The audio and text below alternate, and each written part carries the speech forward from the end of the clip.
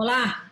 A compra da vacina contra o coronavírus saiu da esfera científica e entrou nos campos político e jurídico. Rodrigo Maia, presidente da Câmara, aposta no diálogo como forma de superar o radicalismo. Já Luiz Fux, presidente do Supremo Tribunal Federal, afirmou ver com bons olhos a justiça entrar nessa discussão. Para debater esse tema, que parece pertencer à seara do equilíbrio entre os poderes, eu recebo nessa edição do Palavra Aberta o deputado Jorge Sola, do PT da Bahia. Deputado, muito obrigada por ter aceitado o nosso convite para essa conversa. Deputado, o senhor integra a comissão externa da Câmara dos Deputados, que desde o começo da pandemia vem trabalhando exclusivamente nesse tema, né? Seja debate de vacina, tratamento, propostas de financiamento, enfim, tudo que diz respeito ao combate à pandemia, isso passa pela comissão externa. Eu queria que o senhor dissesse, para a gente começar a fazer essa avaliação, em algum momento parecia que justamente a questão da vacina fosse chegar a tamanho dissenso? Bom, Maricela, primeiro agradecer o convite da TV Câmara, e nós estamos participando dessa comissão, que é composta de parlamentares de todos os partidos. Pelo PT estamos eu e o ex-ministro da Saúde, Alexandre Padilha, e nós estamos participando desde o dia 8 de fevereiro. No dia 12 de fevereiro, com apenas 4 dias de trabalho, fechamos um consenso e fomos ao então ministro Mandetta cobrando 5 medidas emergenciais. A compra de EPIs, a compra de testes diagnósticos, isso em larga escala, não só para confirmação de diagnóstico, mas para testar também os contatos, o aumento de repasse de recursos para estados e municípios, investimento em novos leitos hospitalares, especialmente de UTI, e campanha de comunicação nos meios de massa. Nós estamos agora, tantos meses depois, 3 ministros da Saúde depois, e o balanço da ação do Ministério da Saúde é a tragédia. A quase totalidade das compras, tanto de EPIs quanto testes diagnósticos, estão sendo feitos ainda por estados e municípios, os repasses financeiros, muito aquém, inclusive, do que a Câmara de Deputados e o Senado autorizaram. O investimento e abertura de leitos, o Ministério da Saúde não cumpriu com a compra de equipamentos que estava prevista, nem de longe, e não investe em meio de comunicação para orientar a população. E aí surge a questão da vacina. E tem me perguntado muito, Maristela, por que o Brasil tem sido tão procurado como campo de teste da vacina, né? As 4 principais vacinas estão sendo testadas aqui no Brasil. Tem uma razão negativa e 3 positivas. A negativa é porque, para testar a vacina, você tem que estar com a transmissão fora de controle. Você tem que estar com a disseminação do vírus. Em um país como o nosso, com a disseminação ocorrendo, é um campo fértil para o teste. Mas tem 3 outras questões importantes para essa análise. Primeira é que o Brasil é o único país no mundo que faz compras públicas para 200 milhões de habitantes. Então, sempre que alguma multinacional da área produz algo novo, procura saber cadê aquele país lá da América do Sul que tem um sistema de saúde público universal e compra para 200 milhões de habitantes. Segundo, é que durante os governos, principalmente os governos do PT, nos últimos anos tivemos grandes investimentos nos nossos centros de tecnologia em saúde. A Fiocruz é um orgulho para todos nós, Butantan. Investimentos federais aconteceram nos laboratórios públicos estaduais como o Butantan e na Fiocruz.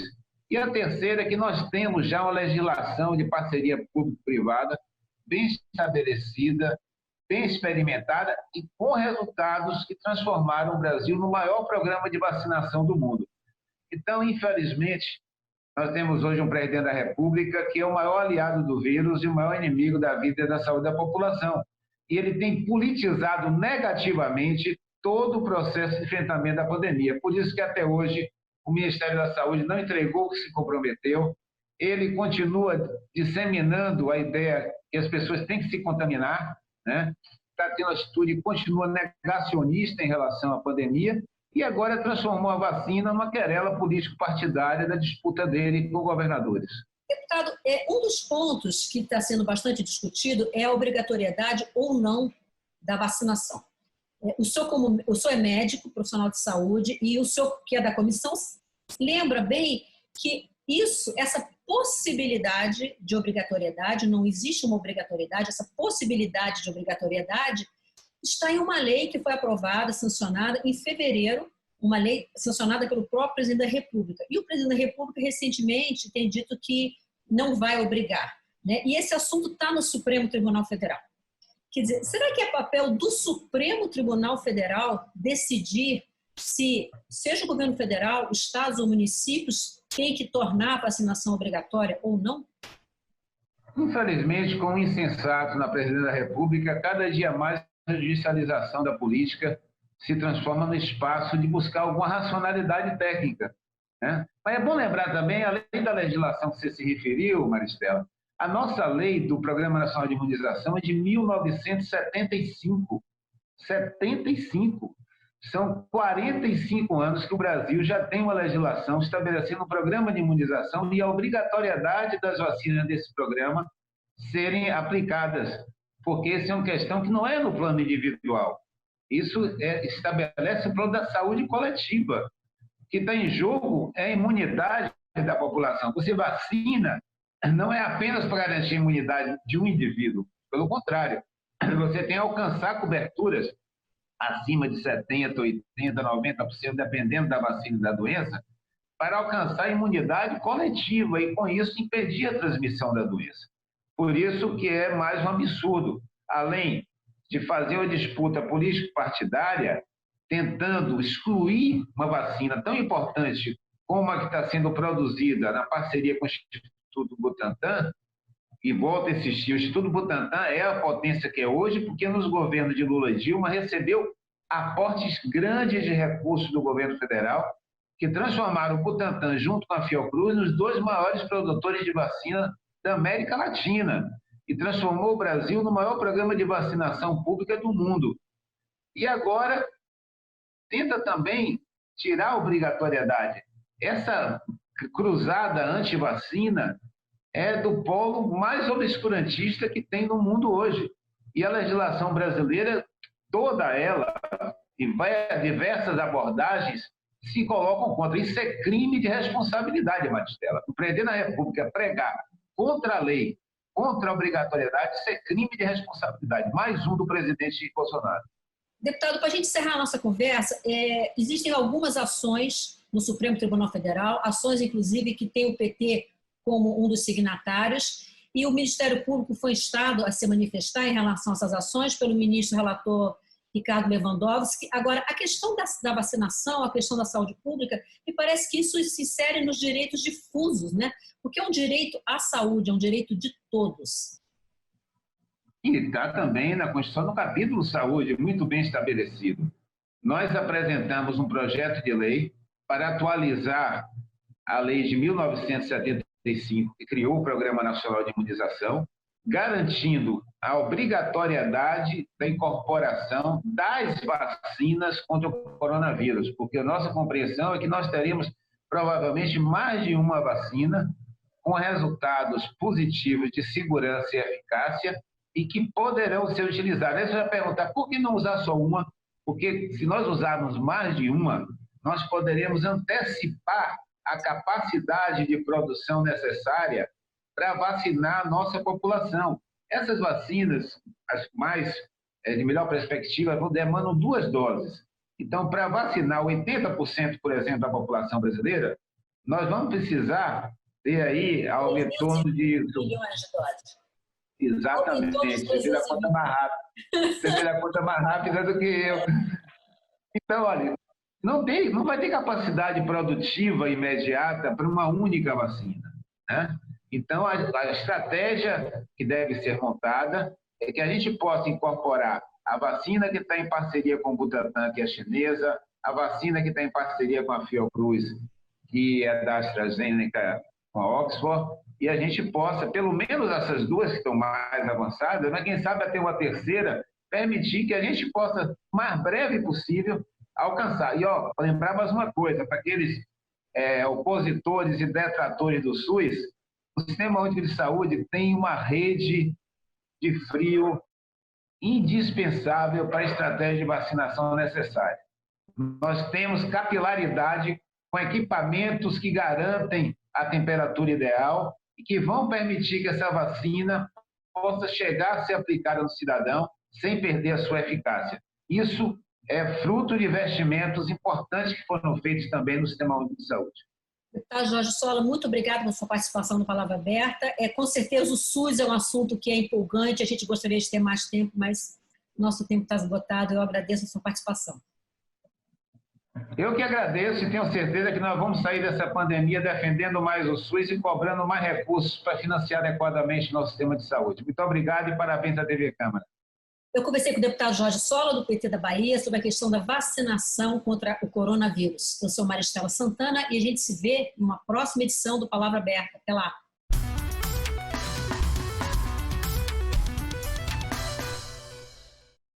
Olá. A vacina contra o coronavírus é ansiosamente aguardada como a solução para aplacar a pandemia que assolou o planeta. No Brasil, a definição daquela ou daquelas que serão usadas assumiu contorno político e foi parar no judiciário. Nessa edição do Palavra Aberta, eu converso sobre esse tema com o médico e também deputado federal Luiz Ovando, do PSL do Mato Grosso do Sul. Deputado, seja muito bem-vindo à Palavra Aberta. Deputado, eu queria ouvi-lo como médico e professor universitário, que o senhor é há muito mais tempo do que é deputado federal. O senhor em algum momento imaginou que um dia seria possível que, diante de um quadro de pandemia, como nós estamos vivendo, a politização e até mesmo a judicialização de uma vacina?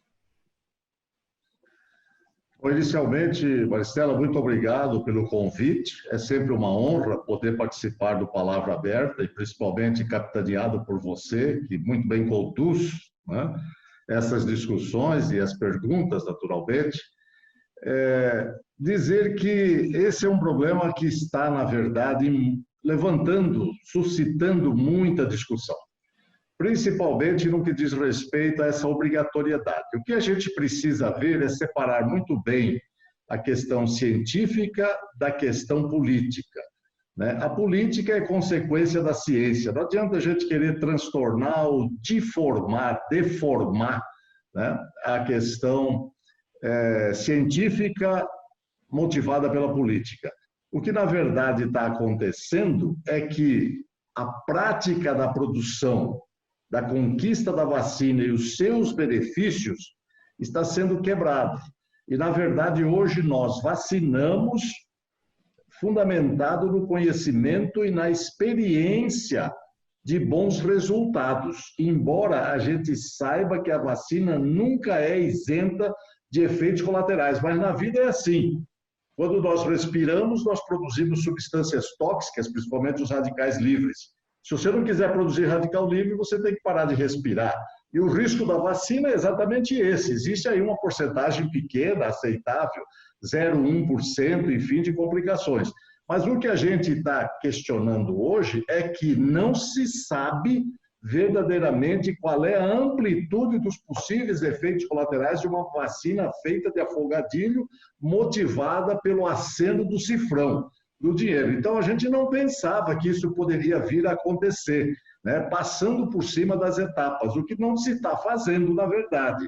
Está se seguindo as etapas, mas de forma muito rápida. Então, a gente precisa, na verdade, ter experiência. Agora, chegar ao ponto de judiciário determinar que a população tem que ser obrigatoriamente vacinada, isso aí é agredir a Constituição brasileira, principalmente o artigo 5º. Ninguém será obrigado a fazer aquilo que ele não quer, não acredita, que não há fundamento científico, salvo a ciência provando o contrário, que ainda não provou.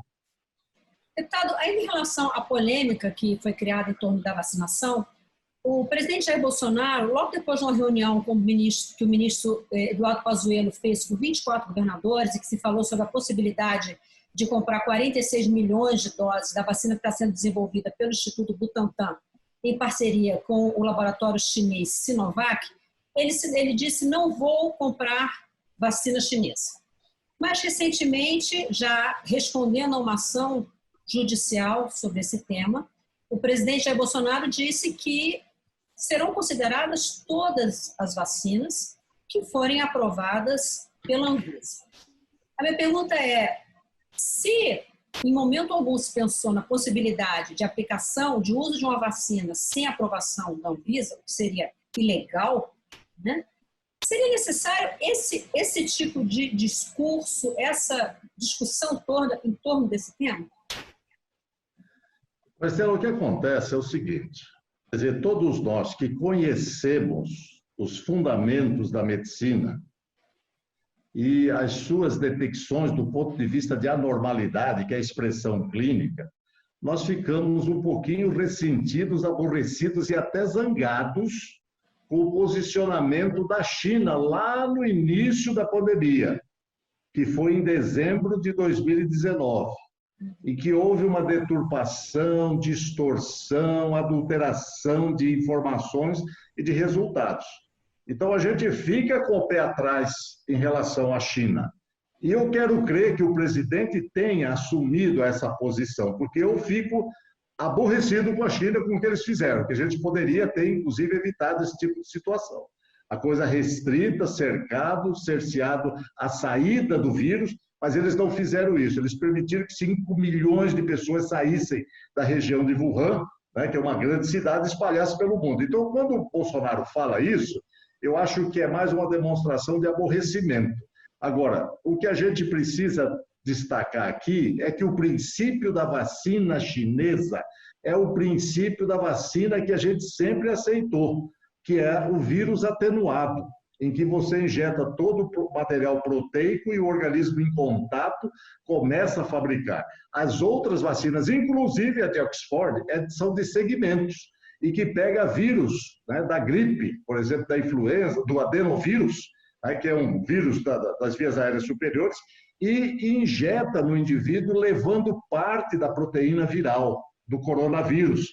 E isso é que está sendo pesquisado, e pelo fato de que a tradição inglesa suplanta qualquer dúvida, né, a gente espera que eles, inclusive, possam vir influenciar de forma muito positiva, sem efeitos colaterais dessa vacina. Ao passo que o princípio usado pela China, que é o vírus atenuado, é o princípio antigo e que a gente conhece, onde se fundamentam todas as vacinas de uma maneira geral.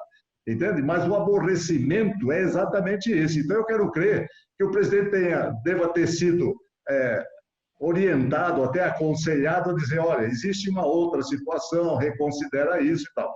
O Bolsonaro é meio precipitado da fala, a gente sabe disso, né? Mas isso é característica dele, e não tira o mérito dele, né? Inclusive de questionar, de levantar e de suscitar debates para que as coisas aprimorem.